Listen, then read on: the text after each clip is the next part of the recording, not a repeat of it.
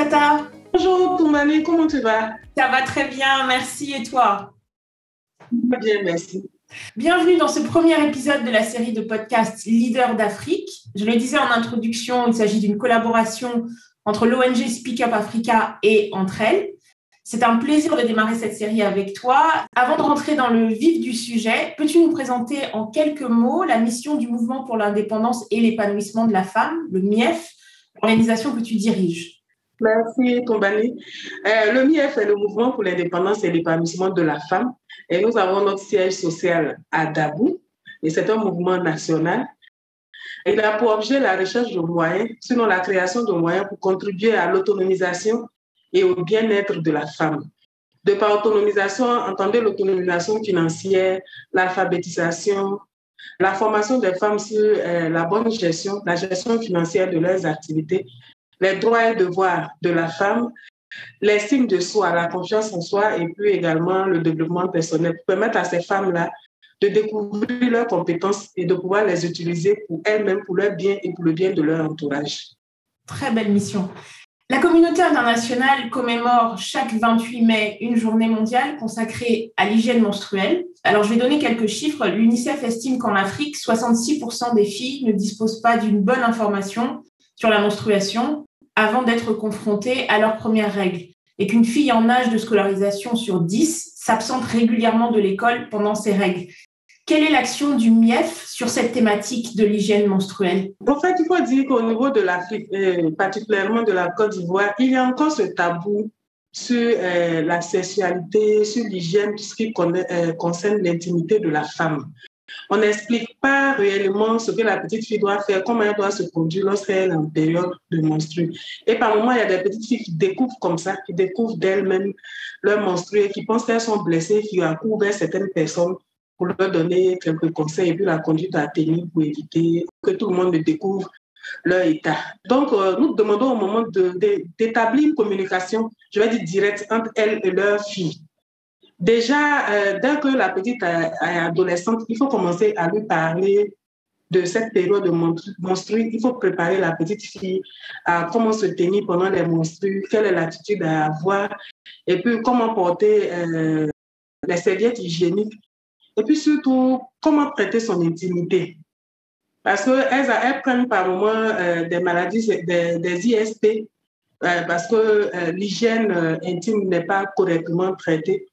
Donc, c'est de parler à ces femmes-là, d'échanger avec elles, avec la collaboration par moment des sages-femmes ou des gynécologues, pour qu'elles aient tous les rudiments nécessaires afin de pouvoir les relayer à leurs filles et que ces dernières-là sachent se comporter lorsqu'elles ont leur premier menstru. Je vais revenir au MIEF. Dans le podcast Entre Elles, j'ai reçu des femmes à la tête d'organisations communautaires qui rencontraient souvent des difficultés très spécifiques. Est-ce que tu peux nous parler un peu des difficultés que tu rencontres dans ton action à la tête du MIEF au quotidien? Bon, j'ai parlé de tabou tout à l'heure. Par moments, c'est difficile au fait de parler de ce genre de choses-là avec des femmes, surtout des femmes en âge que vous considérez comme des mamans. Quand vous allez vers elle, vous dites, mais toi, tu es effrontée, hein, je suis ta maman et puis tu viens me parler de ce genre de choses-là. Mais comme on a été formé au préalable, on a été préparé à tout ça, on essaie quand même de pouvoir faire comprendre à ces femmes-là. Et puis également, par moments, c'est difficile d'avoir accès aux petites filles. Échanger avec elles, il y a certaines qui sont, je veux dire pour la plupart, qui sont carrément renfermées. C'est difficile pour elles de s'ouvrir à des personnes qu'elles ne connaissent pas véritablement. Elles se disent que ce sont leurs mamans. Et comme il n'y a pas habituellement une communication entre elles et leurs mamans, tout de suite, elles vous voient comme la maman, elles se disent que c'est des choses dont elles ne doivent pas parler avec quelqu'un. Donc, voilà un peu les difficultés que nous rencontrons dans cette mission. La première saison des Leaders d'Afrique est consacrée à l'initiative Voix essentielles. Je rappelle que c'est une collaboration entre le Fonds mondial et la Fondation Chanel. Le MIEF fait partie des organisations que le Fonds Voix essentielles a choisi d'accompagner dans sa mission de soutien en faveur des femmes et des filles. Est-ce que tu peux nous dire comment tu t'es retrouvée impliquée dans le projet Voix essentielles et ce que ce projet t'apporte? J'ai été contactée par le Point Focal qui était venu à la mairie pour préparer l'atelier de sensibilisation des leaders communautaires sur l'engagement, sur l'implication de la femme dans les prises de décision, en fait, sa santé et son bien-être.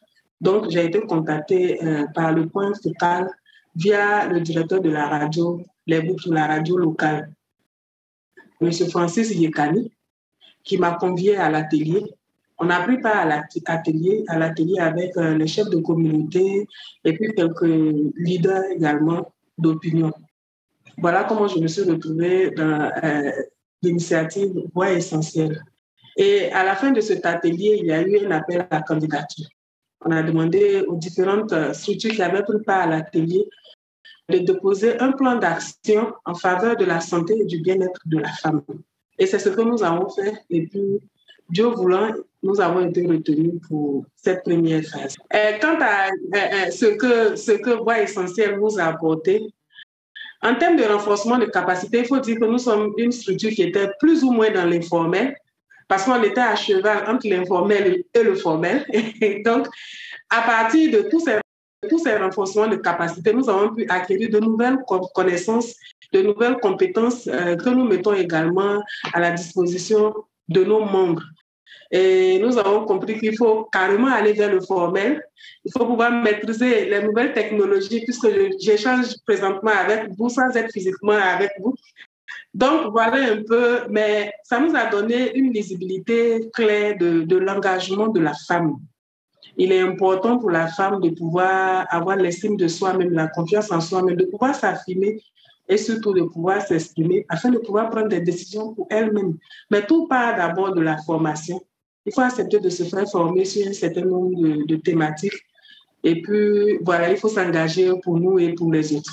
Quelle est l'ambition du MIEF? Ou alors, est-ce que je vais poser la question plus par rapport à ton ambition à toi. Quelle est ton ambition pour le MIEF et pour les membres de ton organisation? Mon ambition pour le MIEF, c'est de sortir les femmes de ce couloir en griffe, ce couloir qui se limite à la cuisine, qui se limite à faire des enfants, qui se limite à faire à manger pour son époux, qui se limite à être une femme soumise, je vais dire une esclave même, en griffe de l'homme. Pour moi, la femme vaut plus que ça. Il faut que la femme prenne conscience de ses compétences, la femme prenne conscience de ses potentialités, qu'elle s'engage pour elle, qu'elle puisse contribuer aux charges de la maison, qu'elle puisse être libre de ses mouvements, qu'elle puisse être libre de se faire plaisir et puis également qu'elle puisse contribuer à l'éducation de ses enfants. Parce que nous travaillons plus avec les femmes du milieu rural. Et la plupart de ces femmes-là, elles se disent que leur vie ne se limite qu'à leur maison. Quitter la maison, aller gérer son commerce et puis revenir à la maison pour son homme, se consacrer essentiellement à ça. Et la plupart de ces femmes-là ont un manque de confiance en elles parce qu'on leur a toujours fait croire qu'elles ne valaient rien, elles ne pouvaient contribuer à rien, elles ne pouvaient pas apporter grand chose. Donc, par moments, leurs époux prenaient des décisions sans les associer. Par moments, elles avaient aussi besoin d'aide pour ne serait-ce que commencer une petite activité, mais elles n'avaient personne vers qui se tourner. Donc, nous permettons à ces femmes-là d'abord d'avoir confiance en elles, de prendre conscience qu'elles sont des étoiles et qu'elles ont juste il leur faut juste apprendre à briller. Donc, quand ces femmes-là commencent à prendre confiance en elles, nous contactons des structures pour leur octroyer des prêts qu'elles remboursent à des taux d'intérêt très minimes pour pouvoir exercer une activité génératrice de revenus qui va leur permettre de se prendre d'abord en charge financièrement et puis commencer à contribuer également aux charges de leur famille. Parce que nous disons que ce monde ne pourrait évoluer que si on engage véritablement la femme. Mais pour pouvoir vous engager, il faut que vous-même vous preniez conscience de ce fait-là. Donc, pour nous, c'est d'abord de créer de la motivation au niveau de ces femmes-là. Des thèmes tellement universels. Hein. Et est-ce que, pour poursuivre sur ce que tu viens de dire, est-ce que tu as la sensation que la société et les hommes même sont prêts à vous accompagner dans cette mission, ou est-ce que tu as l'impression qu'encore qu'il y a beaucoup de friction et qu'il faut un peu il faut les tirer vers le progrès? Dans la forme, on va dire que les hommes sont prêts à nous accompagner dans la forme, mais dans le fond, c'est pas le cas. Parce que dans la forme, comme le gouvernement parle de promotion du genre, le gouvernement parle de plus en plus d'implication de femmes dans les prises de décision. Donc, on se dit, pour répondre à la forme, il faut pouvoir associer les femmes. Parce que quand il y a une activité à laquelle on nous convie qu'en tant que spectatrice. Vous venez, vous remplissez les bâches, vous remplissez la salle, vous applaudissez, l'activité est finie, vous rentrez chez vous. Vous n'êtes pas impliqué et dans l'organisation. Avant organisation, après organisation, vous n'êtes pas impliqué. Donc, il y a encore beaucoup à faire. Certes, il y a certains hommes qui nous accompagnent dans cette lutte-là. Il y a certains hommes qui sont à nos côtés, certains hommes qui nous coachent. Mais pour la plupart, c'est difficile. Par moment, on vous dit, c'est vous qui parlez d'indépendance des femmes, là. C'est vous qui voulez être les femmes indépendantes, là. Mais vous ne venez pas révolter nos épouses.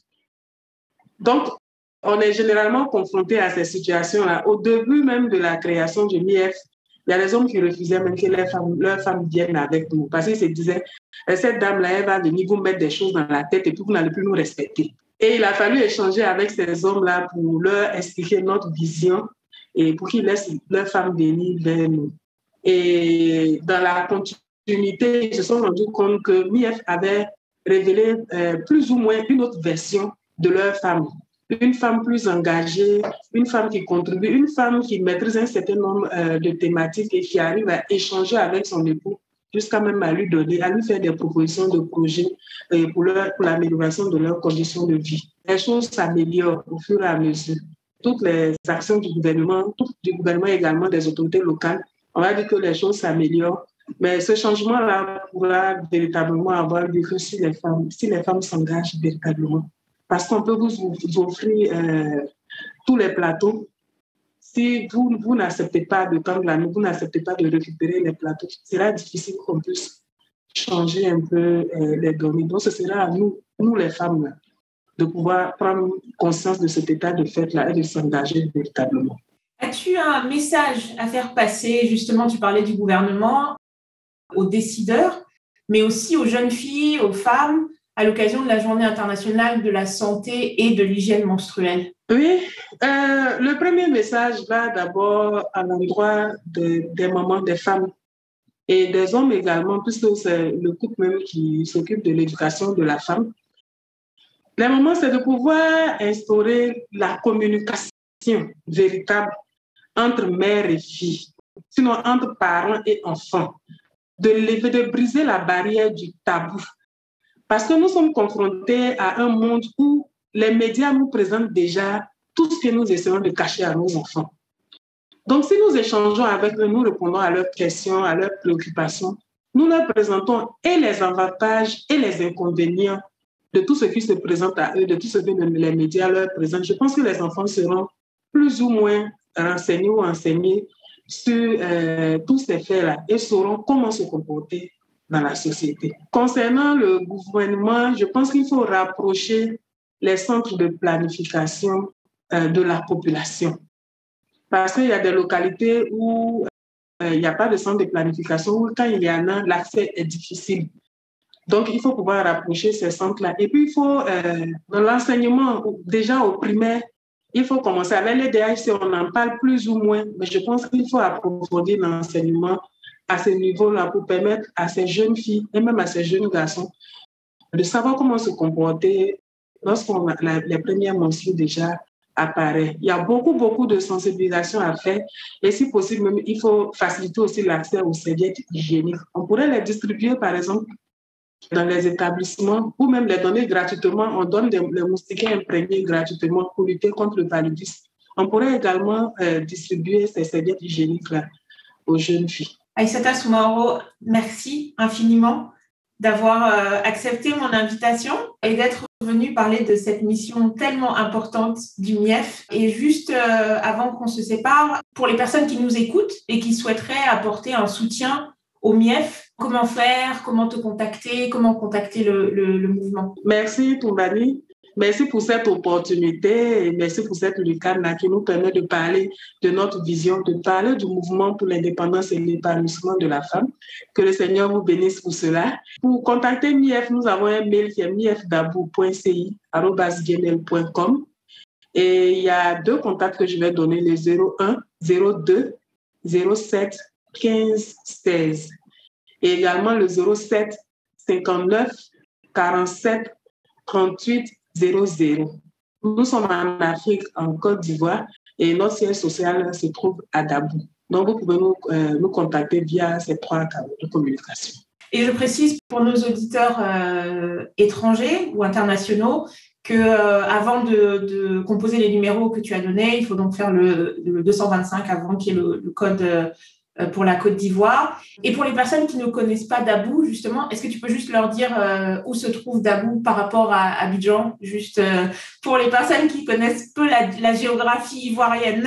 C'est l'une des villes périphériques d'Abidjan. Dabou, c'est la région des Grands Ponts. À partir d'Abidjan, vous passez par Adjamou, par Yopougon pour arriver à Dabou. Vous avez pratiquement 1h30 ou plus de route pour arriver à Dabou. Aïssata Soumaoro, merci beaucoup.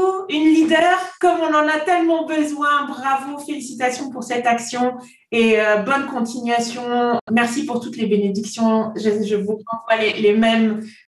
Je vous souhaite vraiment beaucoup de courage. C'est gentil, on a besoin de l'accompagnement de tous pour arriver à cette société africaine où les femmes se sentent plus à l'aise, où les femmes s'affirment, où les femmes s'expriment.